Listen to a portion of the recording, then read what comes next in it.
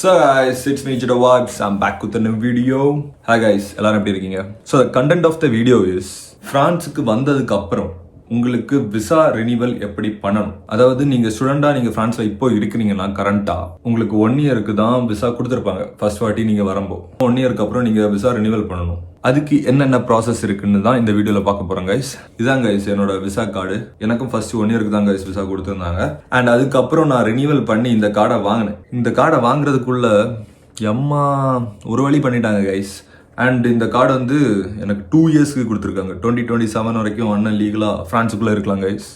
S, இந்த கார்டை வாங்குறது எப்படி அதுதான் கைஸ் இந்த வீடியோவில் பார்க்க போகிறோம். So let's get into the video guys. Visa முடிகிறதுக்கு ஒரு 3 மந்த்ஸ் முன்னாடியே நீங்கள் அப்ளை பண்ண ஸ்டார்ட் பண்ணணும் guys. 3 months 2 months maximum 2 months gap. அதுக்கு 3 மந்த்ஸ் to 2 மந்த்ஸ் கேப்புக்குள்ளாடி இப்போ சப்போஸ் டிசம்பரில் எனக்கு விசா முடியுதுன்னா நான் அக்டோபர்லேயே விசா அப்ளை பண்ண ஸ்டார்ட் பண்ணுறது நல்லது. ஸோ நீங்களும் அந்த மாதிரி 3 மந்த்ஸ் to 2 மந்த்ஸ் கேப்புக்குள்ளாடி நீங்கள் விசா ரினிவல் பண்ண ஸ்டார்ட் பண்ணணும். அது ஒரு முக்கியமான பாயிண்ட்.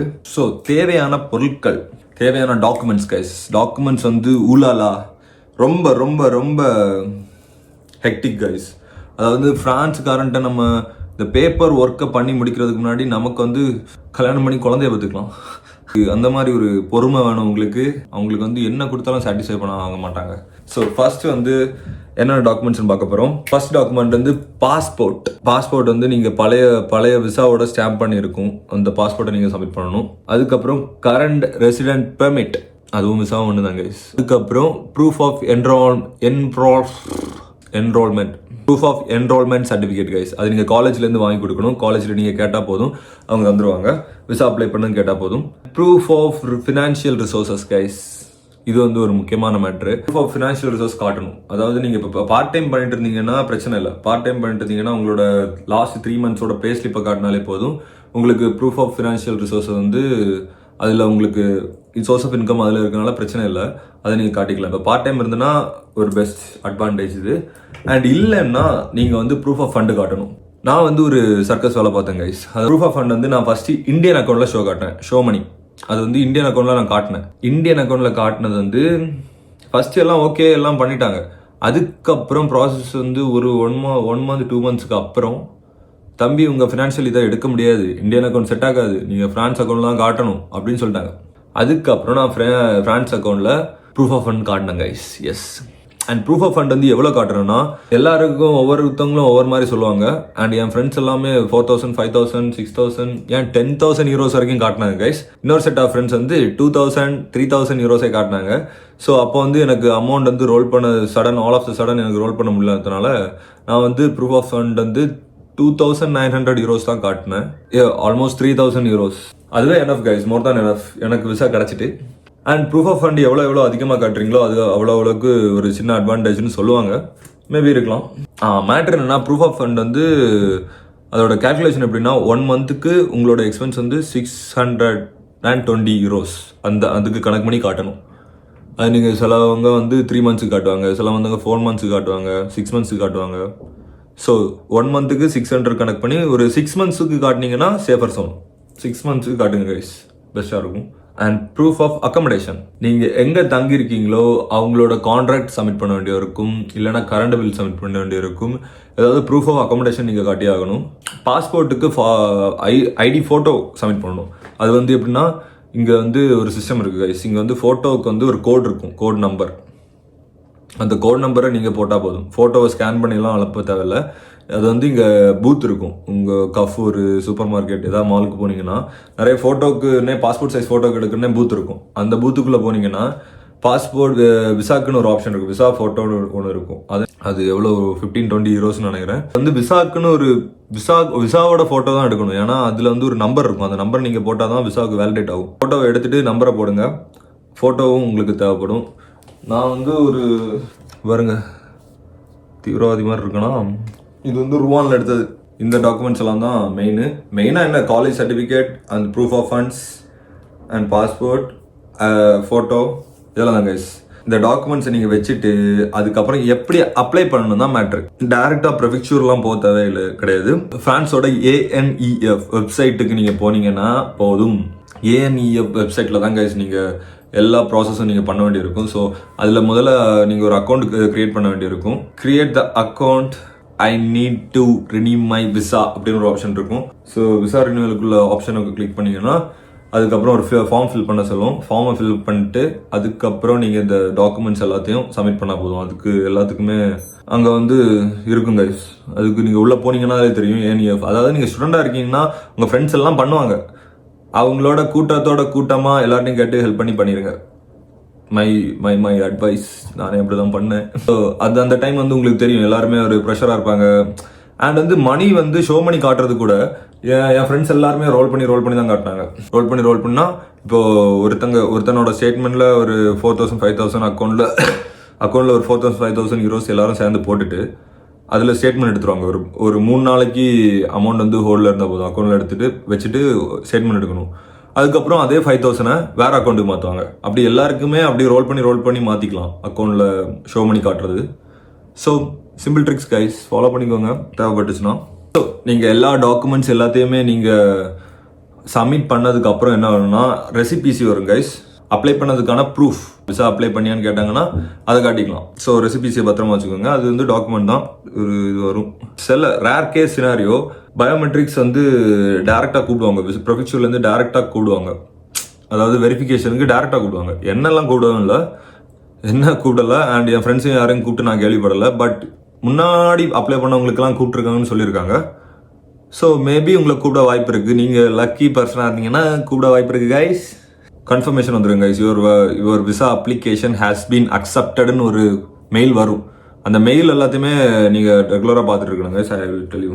ஸோ மெயினான மேட்டர்கள் என்னவென்றால் விசா முடிகிறதுக்கு ஒரு 2 to 3 monthsக்கு முன்னாடி நீங்கள் அப்ளை பண்ண ஸ்டார்ட் பண்ணியிருக்கணும் ப்ராசஸ்.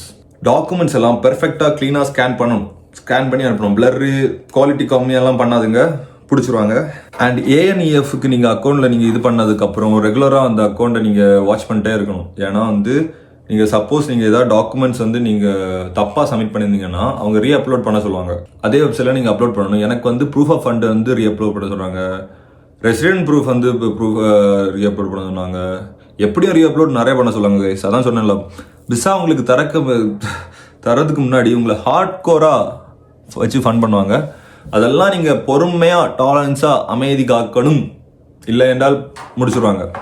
இன்னொரு மேட்டர் என்னன்னா கைஸ், அந்த நீங்கள் திரும்ப உங்களுக்கு ரிஜெக்ட் பண்ணி விட்டு நீங்கள் ரீஅப்லோட் பண்ண சொன்னாங்கன்னா 1 monthக்கு 28 days டைம் கொடுப்பாங்க கைஸ். அந்த டைம் பீரியடுக்குள்ளே நீங்கள் சப்மிட் பண்ணலைன்னா உங்களுக்கு விசா ப்ராசஸை மொத்தமாக ஸ்க்ராட்ச்லேருந்தே நீங்கள் ஃபர்ஸ்ட்லேருந்தே ஸ்டார்ட் பண்ணணும். அது வந்து ரொம்ப ரொம்ப ரொம்ப டயர்ட் ஆகிரும் கைஸ். எனக்கு வந்து அந்த சினாரியோ இல்லை. அண்டு என் ஃப்ரெண்டுக்கு ஒருத்தனுக்கு கோர்ஸ் எல்லாம் முடிச்சிட்டான். அவனுக்கு விசாவுக்கு வந்து அப்ளை பண்ணிட்டு இருக்கான். விசா அப்ளை பண்ணால் அவனுக்கு ஒரு டாக்குமெண்ட் வந்து காலேஜ்லேருந்து வாங்கி கொடுக்கணும். அந்த காலேஜ்லேருந்து டாக்குமெண்ட் கிடைக்கல. ஸோ அவனுக்கு வந்து திரும்பவும் ஃபர்ஸ்ட்லேருந்தே ஸ்க்ராட்ச்லேருந்தே இப்போ ஸ்டார்ட் பண்ணிட்டு இருக்கான் ப்ராசஸ்ஸு. அதெல்லாம் முடிகிறதுக்கு கொஞ்சம் இல்லை, ரொம்ப ரொம்ப டைம் ஆயிரும் கைஸ். அண்ட் எனக்கு என்னோட சினாரியோ சொல்கிறேன் கைஸ். என்னோட பர்சனல் லைஃப் எக்ஸ்பீரியன்ஸ் உங்களுக்கு சொல்கிறேன் கைஸ். எனக்கு வந்து டிசம்பர் வந்து 28 வந்து விசா முடியுது. 28 விசா முடியுது. நான் 20 வந்து இந்தியாவுக்கு டிக்கெட் போட்டு கிளம்பிட்டேன்.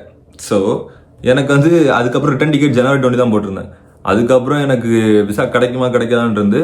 ஆனால் நல்ல காலத்துக்கு ஒரு 3 monthsக்கு ப்ரொலகேஷன் கொடுத்துறாங்க கைஸ். விசா வந்து உங்களுக்கு முடிஞ்சுன்னா இன்னொரு ஆப்ஷன் இருக்குது கைஸ். 3 monthsக்கு ப்ரொலகேஷன். அதாவது இந்த ப்ராசஸ் எல்லாம் நடக்க ஸ்லோவாக இருக்குன்னா உங்களுக்கு ப்ரொலகேஷன் ஒன்று கொடுப்பாங்க. அதை நீங்கள் ப்ரொஃபெக்சரில் நீங்கள் மெயில் பண்ணி கேட்டாலே தந்துருவாங்க. நானும் இந்த மாதிரி எனக்கு மெயில் பண்ணியிருந்தேன். எனக்கு இப்போ அர்ஜென்ட்டாக இந்தியா போகணும். எனக்கு my health condition was so hectic. எனக்கு ஊருக்கு போனால் தான் என் மென்டல் ஸ்டேட் வந்து கரெக்டாக இருக்கும் அப்படின்னு சொல்லி மெயில் பண்ணியிருந்தேன். தந்துட்டாங்க பாய்ஸு. ஸோ அதை நான் ப்ரொலகேஷன் வச்சு தான் இந்தியாவுக்கு போயிட்டு வந்தேன். ஸோ ப்ரொலகேஷன் வச்சு நீங்கள் ட்ராவல் பண்ணிக்கலாம். ப்ரொலகேஷன் வந்து டிசம்பர், ஃபெப்ரவரி, மார்ச் வந்து முடிஞ்சு கைஸ். மார்ச் முடிஞ்சு எனக்கு விசா வரதுக்கு ஒரு 15 days மேலே ஆகிட்டு. எனக்கு விசா வந்து ஒரு 15 days விசா இல்லாமல் இல்லீகலாக தான் ஃபேன்ஸ் சுற்றிட்டு இருந்தேன். பிடிச்சாலும் ஒன்றும் பண்ண மாட்டாங்க கைஸ். ஏன்னா உங்களுக்கு விசா பழைய விசா இருக்குது உங்களுக்கு. அண்டு புதுசாக நீங்கள் அப்ளை பண்ண ப்ரூஃப் இருக்குது. ஸோ உங்களை பிடிச்சாலும் ஒன்றும் பண்ண மாட்டாங்க. அதை நினச்சி நீங்கள் பயப்பட வேண்டாம். பட் ஸ்டில் ப்ராசஸை நீங்கள் ஸ்பீடாக பண்ணுங்க. ஏன்னா விசா கிடைக்கிறதுக்கு முன்னாடி வரைக்கும் ஒரு பீஸே இருக்காது கைஸ். உங்களால் விசா இல்லைன்னா வச்சுக்கோங்களேன், பார்ட் டைம் பண்ண முடியாது, எங்கேயுமே ஒன்றுமே பண்ண முடியாது கைஸ். இன்டர்ன்ஷிப் பண்ண முடியாது, ஒன்றுமே பண்ண முடியாது இந்த ஊரில் விசா இல்லைனா. அதுவும் இல்லாமல் நீங்கள் ரொம்ப ரொம்ப டயர்டாக இருக்கும் கைஸ். இந்த பேப்பரை கொண்டு வா, அந்த பேப்பரை கொண்டு வா. ஊலாலா. பட் எனக்கு ஃபைனலி கிடச்சிட்டு, அதுவும் எனக்கு வந்து 1 வருஷத்துக்கு கிடைக்கல, 2 வருஷத்துக்கு கிடச்சி கைஸ். அண்ணா இன்னும் 2 வருஷத்துக்கு லீகலாக ஃப்ரான்ஸை சுற்றிக்கலாம். கன்க்ளூஷன் இஸ், விசா ப்ராசஸ் சீக்கிரம் பாருங்கள்.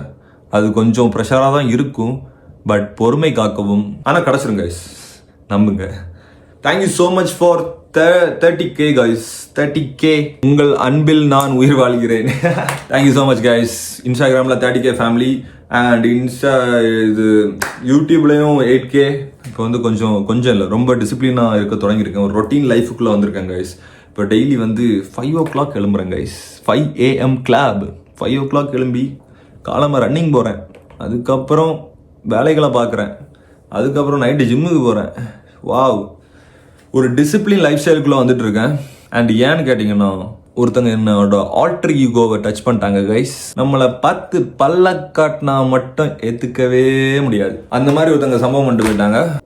பெரிய சம்பவம்லாம் கைஸ், ஆனால் அது என் ஆல்டர் ஈகோ டச் ஆகிட்டு. ஸோ அவங்களுக்கு நம்ம குட் ஷோ கொடுத்தே ஆகணுமா இல்லையா? இன்னும் நிறைய கம்பேக் இருக்கு. So stay tuned guys. யாருன்னு தெரியுதா? என் தலைவன் காணியா. அண்ட் உங்கள் சப்போர்ட்டுக்கு ரொம்ப thanks guys. For our grateful. உங்கள் அன்பும் ஆதரவும் எனக்கு இருக்கிறதுனால தான் நாளைக்கு good Friday. And guys, last month மட்டுமே நான் ஒரு 3 countries ட்ராவல் பண்ணியிருக்கேன். Belgium, Amsterdam, Switzerland. வாவ். 2025 வந்து, அதாவது நான் 2025ஓட ஸ்டார்டிங்கில் வந்து ஒரு ஸ்டோரி போட்டிருந்தேன். 2025 smells like full of travel. அத்தனை மாதிரியே நடக்குது கைஸ். எப்படிலாம் ட்ராவல் பண்ணுறேன்ல, பட் ட்ராவல் பண்ணிட்டே இருங்க. மேனிஃபெஸ்டேஷன் பண்ணுங்க, உங்கள் வாழ்க்கை நல்லா இருக்கும். And work hard for it. So work hard, live hard guys. அதாவது கண்ணெல்லாம் சொக்குது கைஸ். 5 மணிக்கே எழும்பிட்டேன். இன்னும் ஒரு பவர் நாப் போடணும். அண்ட் க்ளீன் டயட்டில் இருக்கேன் கைஸ். Clean diet. இந்த வீடியோ உங்களுக்கு கண்டிப்பாக யூஸ்ஃபுல்லாக இருக்குன்னு நினைக்கிறேன். இவ்வளோ நேரம் பார்த்துருந்தீங்கன்னா ரொம்ப தேங்க்ஸ். அண்ட் பிடிச்சிருந்தா லைக் பண்ணுங்கள். உங்களுக்கு யாருக்காவது தேவைப்படுனா ஷேர் பண்ணுங்கள். அண்ட் மறக்காமல் சப்ஸ்கிரைப் பண்ணுங்கள். ஸோ ஃபாலோ ஃபார் மோர் இன்ஸ்டாகிராமுக்கு. ஸோ எப்பவும் மறக்காதுங்க, குட் வைப்ஸ் ஒன்லி guys.